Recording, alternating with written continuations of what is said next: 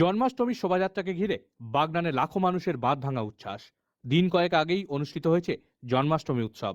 বাগনান আশ্রমের উদ্যোগে জন্মাষ্টমী উৎসব উপলক্ষে রবিবার সন্ধ্যায় বাগনানে বর্ণাঢ্য শোভাযাত্রার আয়োজন করা হয়। বিকেল থেকেই ভিড় জমাতে শুরু করেন বহু মানুষ। সন্ধ্যা পেরিয়ে রাত যত বাড়তে থাকে মানুষের ভিড়ও ততই উপচে পড়তে থাকে। বাগনান লাইব্রেরি মোড়, থানাগোড়া, স্টেশন চত্বর, বাসস্ট্যান্ড, মুরালিবাস সহ সর্বত্র অজস্র মানুষের ভিড়। বাগনান লাইব্রেরি মোড় থেকে শুরু হয় এদিনের বর্ণাঢ্য শোভাযাত্রা। ধামসা, মাদল, আদিবাসী নৃত্য, নানা বাদ্যযন্ত্র, ঢাক, শিখল, নানা নৃত্যগোষ্ঠীর সমবেত নৃত্য সহযোগে বাগনান বাসস্ট্যান্ড হয়ে স্টেশন রোড হয়ে শোভাযাত্রা এগিয়ে যায়।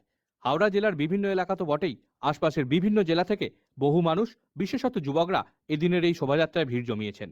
বাগনান শহরে আয়োজিত এই শোভাযাত্রাকে ঘিরে এদিন হাওড়া গ্রামীণ জেলা পুলিশের পক্ষ থেকে বাগনান শহর জুড়ে প্রচুর পরিমাণ পুলিশ মোতায়েন করা হয়।